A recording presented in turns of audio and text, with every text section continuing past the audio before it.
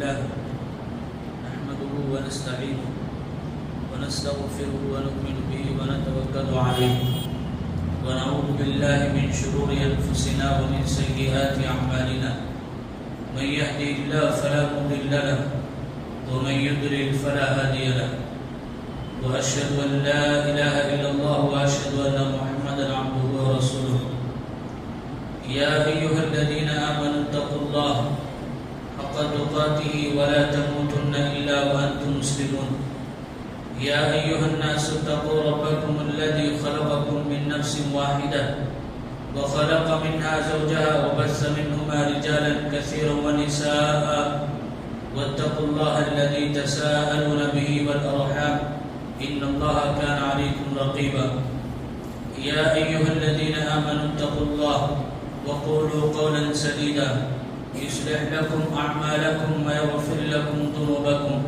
ومن يطع الله ورسوله فقد فاز فوزا عظيما أما بعد فإن خير الحديث كتاب الله وخير الهدي هدي محمد صلى الله عليه وسلم وشر الأمور محدثاتها وكل محدثة بدعة وكل بدعة ضلالة وكل ضلالة في النار فأعوذ بالله السميع العليم من الشيطان الرجيم من همزه ونفخه ونفثه بسم الله الرحمن الرحيم قاف والقرآن المجيد بل عجبوا أن جاءهم منذر منهم فقال الكافرون هذا شيء عجيب فإذا متنا وكنا ترابا ذلك رجع بعيد قد علمنا ما تنقص الأرض منهم وعندنا كتاب حفيظ بل كذبوا بالحق لما جاءهم فهم في أمر مريج أفلم ينظروا إلى السماء فوقهم كيف بنيناها وزيناها وما لها من فروج والأرض مددناها وألقينا فيها رواسي وأنبتنا فيها من كل زوج بهيج تبصرة وذكرى لكل عبد منيب ونزلنا من السماء ماء مباركا فأنبتنا به جنات وحب الحصيد والنخل باسقات لها طلع نضيد رزقا للعباد وأحيينا به بلدة ميتا كذلك الخروج وقال الله تعالى في موضع آخر شهر رمضان الذي أنزل فيه القرآن هدى للناس وبينات من الهدى والفرقان محترم حاضرین جمعہ اور عزیز طلبہ، اللہ تبارک و تعالیٰ کا بے انتہا شکر و احسان ہے کہ اللہ تبارک و تعالیٰ نے ہماری زندگی میں ایک اور مرتبہ رمضان کا مہینہ نصیب فرمایا اور اللہ تبارک و تعالیٰ نے ہمیں اپنے گناہوں کی معافی کے لیے، بخشش کروانے کے لیے اللہ تبارک و تعالیٰ نے ایک اور مرتبہ زندگی میں رمضان نصیب فرمایا۔ اللہ تعالیٰ ہمیں اس رمضان سے بھرپور فائدہ اٹھانے کی توفیق عطا فرمائے، آمین۔ محترم حاضرین، آج کے اس خطبے کے اندر میں آپ کے سامنے چند باتیں، ہم رمضان کیسے گزارے، ایک مہینہ جو چلتا ہے ہمارے درمیان، اس کا ہم صحیح فائدہ کیسے اٹھا سکتے ہیں، تو کچھ باتیں آپ کے سامنے میں رکھنے کی کوشش کروں گا۔ محترم سامعین، کسی بھی موقع سے بھرپور فائدہ اٹھانے کے لیے ضروری ہے کہ اس کے متعلق بہتر انداز میں حکمت عملی بنایا جائے۔ جس طرح دنیاوی معاملات میں بہتر حکمت عملی بنائی جاتی ہے تاکہ ہم اپنا جو مقصد ہے اس کو ہم حاصل کر سکیں، تو اسی طرح آخرت کے معاملے کے لیے بھی ہم اس کو بہتر بنانے کے لیے، بہتر حکمت عملی کے لیے ہم کچھ چیزیں بنائیں تاکہ وہ ہمارا جو اصل جو مقصد ہے اس کو ہم پہنچ سکیں، اس سے فائدہ ہم اٹھا سکیں۔ تو اللہ تبارک و تعالیٰ نے اپنے بندوں کو ماہ رمضان کی صورت میں ایک عظیم تحفہ اللہ نے دیا ہے، جسے نیکیاں کمانے کا سیزن بھی اگر کہا جائے کوئی مذائقہ نہیں ہے۔ یعنی اس مہینے کا ہر لمحہ جہاں پر انسان بیکار گفتگو کیے بغیر، بیکار چیزوں میں اپنے آپ کو لگائے بغیر، پورے دن کا ہر سیکنڈ، ہر لمحہ اللہ سے جڑنے کی کوشش کرتا ہے انسان۔ یعنی یوں سمجھے کہ ہر دن، ہر لمحہ ہمارا اٹھنا بیٹھنا جاگنا ہمیشہ ہر وقت اللہ تبارک و تعالیٰ کی عبادت میں جڑا رہتا ہے اور اللہ کو راضی کرنے کے لیے انسان کوشش کرتا ہے۔ تو اس بابرکت مہینے میں زیادہ سے زیادہ نیکیاں کمانے، نیکیاں سمیٹنے کے لیے ضروری ہے کہ کچھ حکمت عملی بنایا جائے کہ ہم اس کو کیسے فائدہ اٹھا سکتے ہیں۔ اس مہینے سے کچھ چیزیں ہمیں بنانا ہے تاکہ ہم بھرپور فائدہ اٹھا سکیں۔ تو سب سے پہلی چیز جو ہمیں کرنا یہ ہے کہ روزہ رکھنے کے لیے سحری کھانا ہے۔ سحری بہت ضروری ہے۔ روزے کے لیے سحری کھانا صرف مصنوعی نہیں ہے، بلکہ اللہ تبارک و تعالیٰ نے اس سحری کے اندر برکت رکھا ہے۔ حدیث حضرت انس بن مالک رضی اللہ عنہ سے روایت ہے، اللہ کے نبی صلی اللہ علیہ وسلم نے فرمایا تسحروا فإن فی السحور برکہ۔ اللہ کے نبی نے کہا کہ تم سحری کھاؤ، کیوں؟ اس لیے کہ اللہ نے سحری میں برکت رکھی۔ اللہ نے آدمی معمولی اوقات میں دن میں 4 وقت کھاتا ہے یا 3 وقت کھاتا ہے، جو بھی ہو، لیکن آدمی اپنے اندر اتنی قوت محسوس نہیں کرتا ہے، اتنی طاقت آدمی کی جسم میں نہیں ہوتی ہے جتنا رمضان کے مہینے کے اندر آدمی سحری کر کے شام تک جو بھوکا رہتا ہے لیکن برابر طاقت باقی رہتی ہے۔ وہ برکت کی وجہ ہے، برکت ہی کی وجہ ہے کہ آدمی سحری کی وجہ سے شام تک برابر اپنے اندر کسی بھی طرح کی سستی محسوس نہیں کرتا ہے۔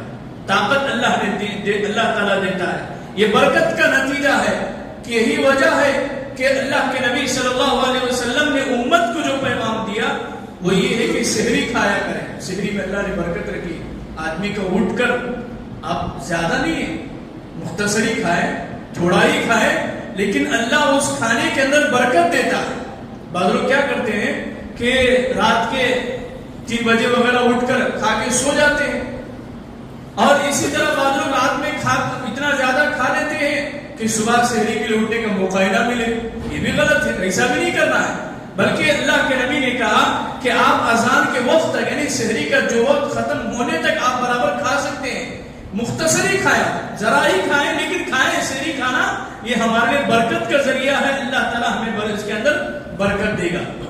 تو بتایا گیا کہ سحری کے آداب کو ملحوظ رکھنا ہے۔ تو سب سے پہلا جو کام ہمیں کرنا ہے وہ سحری کھانا ہے۔ دوسری جو چیز یہ ہے فجر کی 2 سنتیں۔ جیسا ہم نے سحری کھا لیا، ہم اس کے بعد سب سے اہم کام کیا ہے؟ فجر کی نماز۔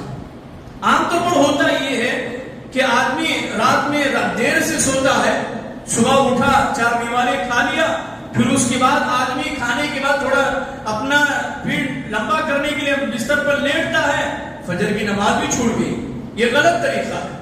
تو اللہ کے نبی نے ہمیں تعلیم دی ہے کہ فجر کی نماز ہمیں ادا کرنی، فرض ہے، ضروری ہے فجر کی نماز۔ تو اسی طرح فجر کی نماز کے لیے جب اذان دی جاتی ہے تو ہم گھر سے ہی وضو کر کے مسجد تک جانے کی کوشش کریں۔ کیوں؟ بڑی فضیلت بتائی گئی ہے کہ اگر کوئی آدمی گھر سے وضو کر کے نکلتا ہے تو اللہ کے نبی فرماتے ہیں کہ اب آدمی گھر سے وضو کر کے نکلتا ہے اس ارادے کے ساتھ اللہ تعالیٰ کے گھر کو جائے تو اس کے ایک ایک قدم پر جو ہے نا اللہ تعالیٰ گناہیں معاف کرتا ہے، اور ایک ایک قدم پہ اللہ تعالیٰ اس کے درجات کو بلند کرتا ہے۔ تو اتنی بڑی فضیلت بتائی گئی، تو گھر سے ہی وضو کر کے ہم مسجد کو جانے کی کوشش کریں، اور اس کے بعد جانے کے بعد سنت جو نماز 2 رکعت جو سنت ہے ہم اس کو پڑھیں۔ اگر ہو سکا تو گھر میں ہی ادا کرنا بہتر ہے، 2 رکعت سنت ہم پڑھ لیں، یا اگر آپ مسجد جا کے پڑھنا چاہتے ہیں تو 2 رکعت سنت ضرور ادا کریں۔ کیوں؟ اس کے لیے اللہ کے نبی صلی اللہ علیہ وسلم نے فرمایا، حضرت عائشہ رضی اللہ عنہا فرماتی ہیں اللہ کے نبی نے فرمایا رکعتا الفجر خیر من الدنیا وما فیہا، اللہ کے نبی نے کہا کہ فجر کی 2 رکعت سنتیں دنیا اور اس کے اندر جو کچھ ہے سب سے بہتر وہی چیز ہے۔ بہتر جو چیز بتائی گئی وہ فجر کی 2 سنتیں۔ اگر ہم فجر کی سنت کے ساتھ اگر ہم نماز پڑھنے کے عادی بنیں گے، یہی عادت ہمیں زندگی میں باقی رہے گی۔ نتیجہ یہ ہوتا ہے، ہم عام دنوں میں یہ ہوتے کہ کبھی فجر کو ہم اٹھتے ہیں کبھی نہیں اٹھتے ہیں، اب اٹھتے ہیں تو کبھی نماز چل رہی ہوتی ہے، تو ہمیں عادت یہ بنانا ہے کہ فجر کی سنت کے ساتھ ہم نماز ادا کریں۔ یہ عادی سے اگر ہم عادی بنائیں گے تو اس مہینے کے اندر سے اگر ہم اپنے آپ کو ان چیزوں کا پابند اگر ہم بنائیں گے تو آخری زندگی کے آخری لمحات تک ہمیں چیز باقی رہے گی۔ کوشش کرنا ہے، مشکل لگے گا لیکن پھر بھی ہم کوشش کریں۔ کوشش کرنے سے کوئی بھی چیز مشکل نہیں بنتی ہے، آسان ہوتی ہے ہمارے لیے۔ 1 دن مشکل، 2 دن مشکل لگے گی لیکن پھر اس کے بعد ہمارے لیے آسانیاں فراہم ہو جائیں گی۔ تو اس کے بعد سنت ادا کرنے کے بعد باجماعت فرض نماز پڑھے، جماعت کے ساتھ فرض نماز پڑھے۔ جماعت کے ساتھ نماز پڑھنا یہ کئی گنا ثواب کا باعث ہے، جیسا کہ اللہ کے نبی صلی اللہ علیہ وسلم نے فرمایا من صلی الصبح فهو فی ذمۃ اللہ، اللہ کے نبی نے کہا جس نے فجر کی نماز باجماعت اگر پڑھی تو وہ اللہ تعالیٰ کے ذمے ہے، یعنی اللہ تعالیٰ اس کی حفاظت کرے گا، ہر طرح کی مصیبت سے، پریشانیوں سے اللہ تعالیٰ ہماری زندگی میں آنے والے حوادث سے اللہ تعالیٰ ہماری حفاظت کرے گا۔ آج ہمیں شکایت ہماری یہ ہوتی ہے کہ ہماری زندگی میں برکت نہیں ہے، ہماری کمائی میں برکت نہیں ہے، اور اسی طرح ہم کیا کہتے ہیں پریشانیوں میں ڈوبے ہوئے ہیں، مصیبتیں ہماری زندگی کا پیچھا نہیں چھوڑتی ہے۔ بھائی کیسے پیچھا چھوڑے گی؟ جب آپ اپنا وقت اللہ تعالیٰ کی عبادت کے لیے وقف نہیں کرتے ہیں تو ہماری زندگی میں کیسے برکت نصیب ہوگی؟ تو اسی لیے ضروری ہے کہ ہم باجماعت فجر کی نماز ہم پڑھنے کے عادی بنیں، خود پڑھیں، اپنے گھر والوں کو بھی پڑھائیں۔ یہ ہماری ذمہ داری ہے کہ ہم گھر کے بڑے ہونے کے ناطے یہ ہماری ذمہ داری بنتی ہے کہ ہم فجر کی نماز پڑھیں اور اپنے گھر والوں کو جگائیں، پڑھائیں فجر کی نماز۔ اسی طرح اب ہمیں فجر کی نماز ادا کرنے کے بعد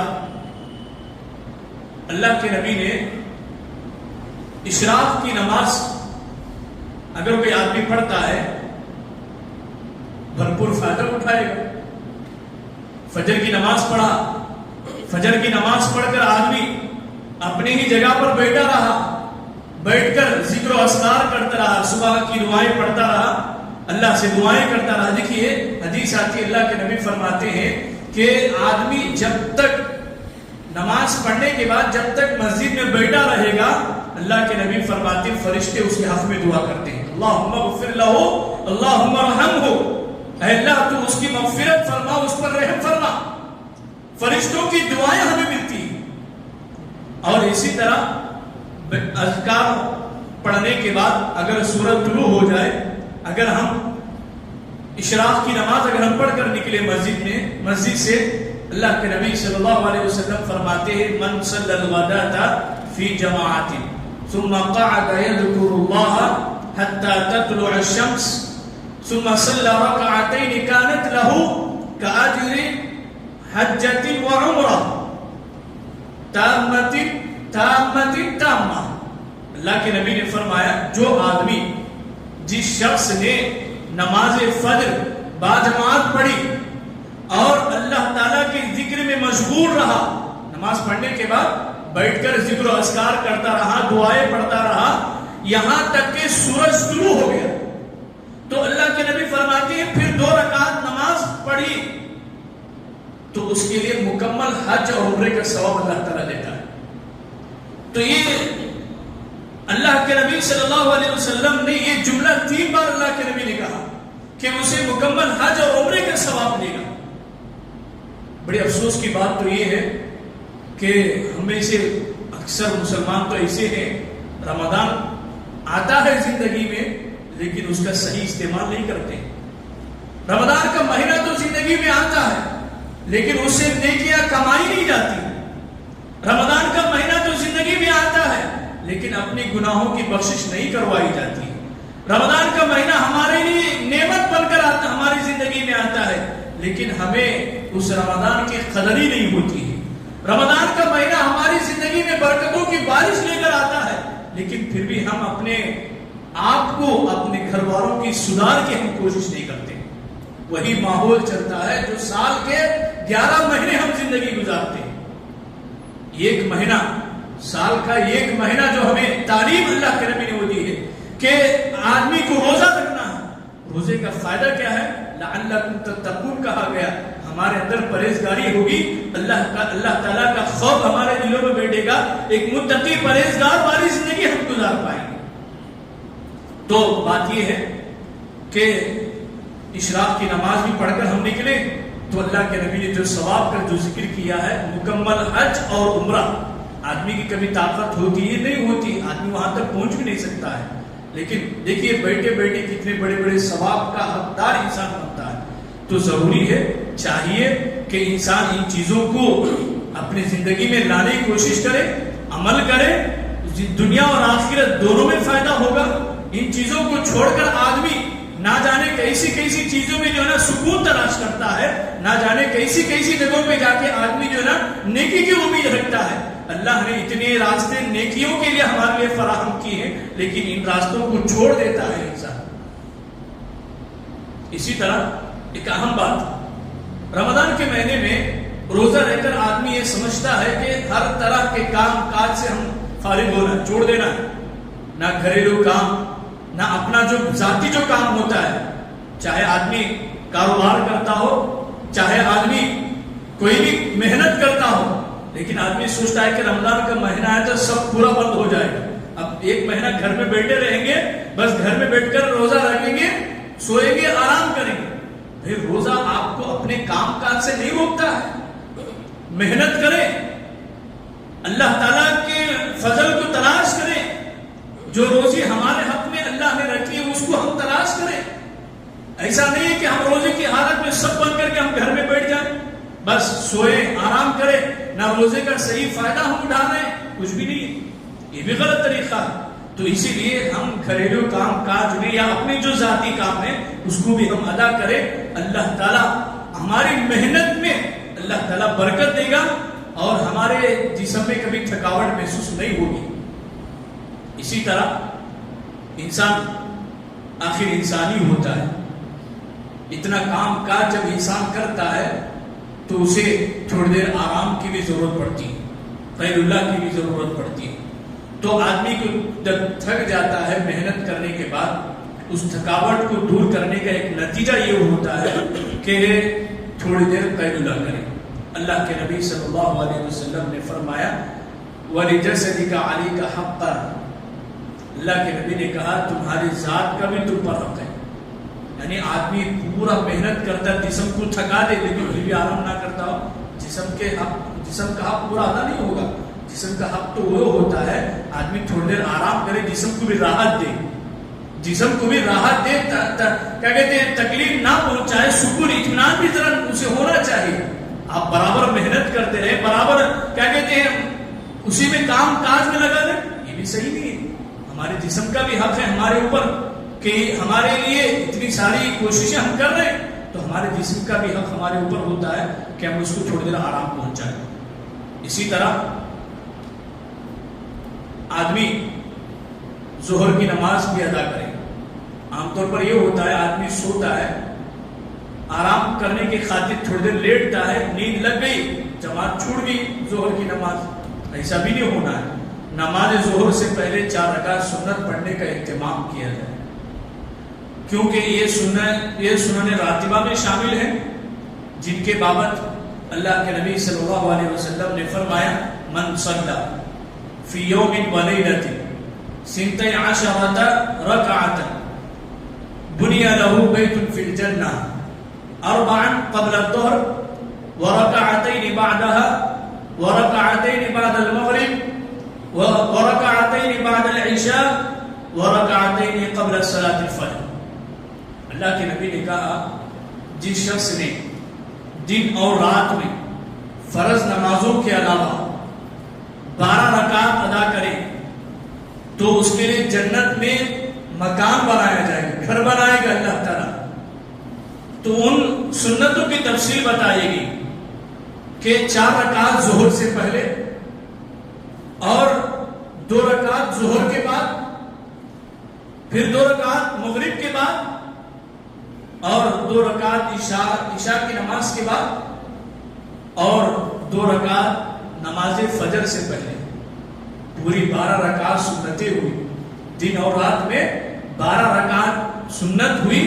تو اللہ کے نبی فرماتے ہیں جو آدمی پورے دن اور رات میں 12 رکعت اگر سنت ادا کرتا ہے تو اللہ تعالیٰ اسے جنت میں گھر بناتا ہے، مکان بناتا ہے.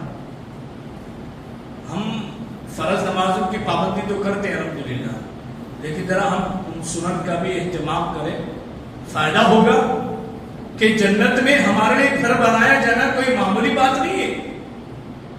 تو اسی لیے ہمیں کوشش کریں جو فضیلتیں بتائی گئی ہیں، جو راستے اللہ نے فضیلت کے بتائے ہیں، اجر و ثواب کے جو راستے اللہ کے نبی نے بتائے ہیں، ہم اس کو فائدہ اٹھانے کی کوشش کریں.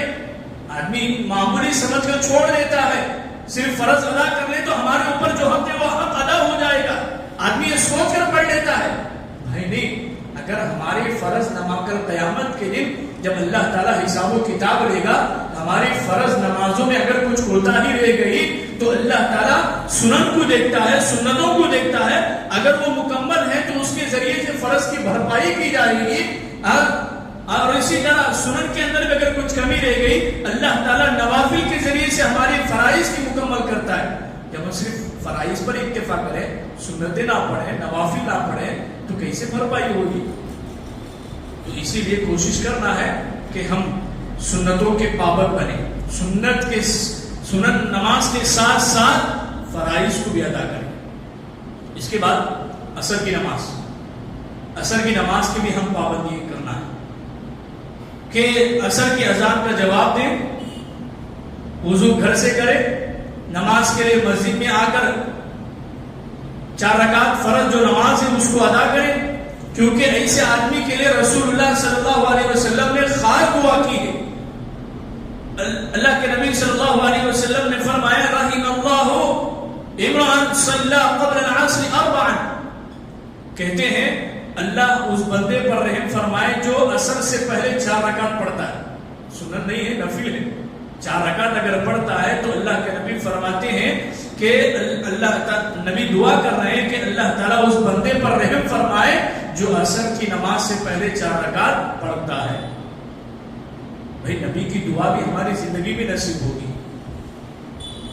ایسے لوگ فرشتے جو برابر اللہ کی عبادت میں مشغول ہیں، اللہ تعالیٰ کی عبادت کرتے رہتے ہیں، تو ایسے لوگوں کی زبانی، نبی کی زبانی ہماری زندگی میں کچھ دعائیں ہونی چاہیے، لینا ہے، فائدہ ہوگا.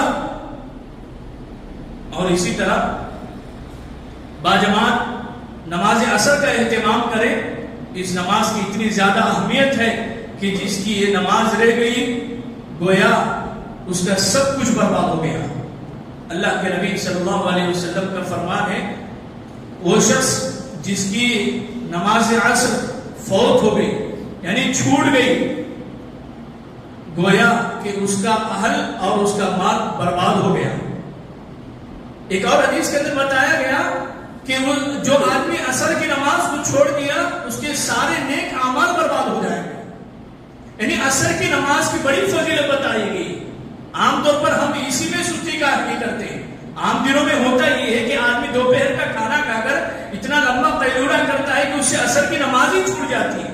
بھائی عصر کی نماز پڑھنا ہے، نماز پڑھیں گے اللہ تعالیٰ ہمارے مال میں ہمارے نیکیوں کی اللہ حفاظت کرے گا.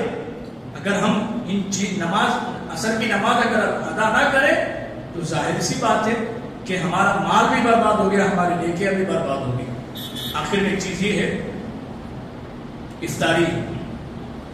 افطاری کے وقت اس کے مسنون آداب کو ملحوظ رکھتے ہوئے افطاری کریں. مثلا افطاری وقت پر کریں، جیسے ہی سورج غروب ہوا افطاری کریں، تاخیر نہ کریں. اسی طرح آداب بتائے گئے، آپ افطاری کے وقت جب بیٹھتے ہیں آ کے وہاں جو دعا کی جاتی ہے اس وقت افطاری سے پہلے جو دعا کی جاتی ہے اللہ تعالیٰ اس دعا کو قبول کرتا ہے. ہماری زندگی میں کئی مسائل ہماری زندگی کے اندر، بھائی اس وقت تھوڑا جلد آ کر بیٹھ کر اللہ سے مانگو. یہ روزہ جو ہم نے صبح سے لے کر شام تک بھوکا جو ہم نے رہا ہے، اس کا نتیجہ، اس کا پھل، اس کا فائدہ ہمیں نصیب ہونا ہے. تو اسی لیے اس وقت بیٹھ کر خاص طور پر ہمیں ایک پیغام ہی دینا چاہتا ہوں، وہ یہ ہے کہ آپ اس وقت بیٹھ کر دعا کریں اللہ سے. اس وقت کی دعا اللہ تعالیٰ ضرور قبول کرتا ہے، بیکار نہیں کرتا ہے. تو اس لیے ایک روزے دار کی جو دعا ہوتی ہے وہ اللہ تعالیٰ ضرور قبول کرتا ہے. تو اس وقت دعا کریں. جب وقت ہو جائے تو سنت کا جو طریقہ یہ ہے، اللہ کے نبی نے جو طریقہ جو بتایا، اگر آپ کے پاس کھجور میسر ہو تو بسم اللہ بول کر آپ کھجور سے افطاری کریں. اگر آپ کے پاس کھجور نہ ہو تو پانی کے ذریعے سے جو ہے نا آپ افطاری کریں. طریقہ جو اللہ کے نبی نے بتایا. تو بہرحال ہمارے سامنے جو چیز رکھی گئی ہو اس کو ہم استعمال کریں، کھائیں، افطاری کریں. تو اس کے بعد اللہ تعالیٰ سے ہم دعا کریں، ذهب الظمأ وابتلت العروق وثبت الأجر انشاءاللہ. یہ دعا ہمیں پڑھنا ہے. تو بہرحال خلاصہ کلام یہ ہے، اگر ہم ان چیزوں کو ہر دن اسی کے مطابق اگر ہم زندگی گزاریں، ہمارے یہ پورا مہینہ 30 دن کا پورا مہینہ نیکیوں میں گزرے گا، فائدے میں رہیں گے. ایک عملی منصوبہ ہمارے سامنے ہونا ہے کہ اسی منصوبے کے تحت، اسی نظام کے تحت اگر ہم زندگی گزاریں گے، ہر دن ہمارا ہر وقت نیکیوں میں گزرے گا. وقت نکال کر قرآن کی تلاوت کرے، وقت ملتا ہے تو قرآن مجید کی تلاوت کرے. کیوں؟ اس لیے کہ یہ مہینہ قرآن کا مہینہ مانا جاتا ہے. اللہ کے نبی صلی اللہ علیہ وسلم نے فرمایا اس رمضان کے اندر قرآن کو اتارا گیا. تو اس لیے ہمیں کوششیں کرنا ہے قرآن ہم پڑھیں. اگر ہمیں نہیں آتا ہے تو ہمارے جو پڑھنا جانتے ہیں ان کے پاس بیٹھ کر سیکھنے کی کوشش کریں، فائدہ ہوگا انشاءاللہ. دعا ہے رب العالمین سے اللہ رب العالمین مجھے اور آپ کو، ہم تمام کو اللہ تعالیٰ کہیں سنی ہوئی باتوں پر عمل کی توفیق عطا فرمائے. اللہ تعالیٰ ہم تمام کو رمضان سے بھرپور فائدہ اٹھانے کی توفیق دے. اے اللہ ہمیں یہ جو رمضان کا مہینہ جو ہمیں زندگی میں نصیب ہوا ہے، اے اللہ اس کی ہمیں قدر کرنے کی توفیق عطا فرما.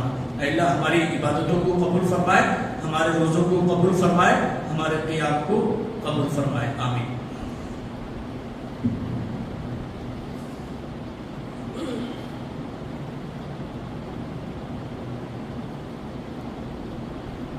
إن الحمد لله نحمده ونستعينه ونستغفره ونؤمن به ونتوكل عليه ونعوذ بالله من شرور أنفسنا ومن سيئات أعمالنا من يهده الله فلا مضل له ومن يضلل فلا هادي له وأشهد أن لا إله إلا الله وأشهد أن محمدا عبده ورسوله. أما بعد إن الله وملائكته يصلون على النبي يا أيها الذين آمنوا صلوا عليه وسلموا تسليما. اللهم صل على محمد وعلى آل محمد كما صليت على إبراهيم وعلى آل إبراهيم إنك حميد مجيد. اللهم بارك على محمد وعلى آل محمد كما باركت على إبراهيم وعلى آل إبراهيم إنك حميد مجيد. إن الله يأمر بالعدل والإحسان وإيتاء ذي القربى وينهى عن الفحشاء والمنكر والبغي يعظكم لعلكم تذكرون.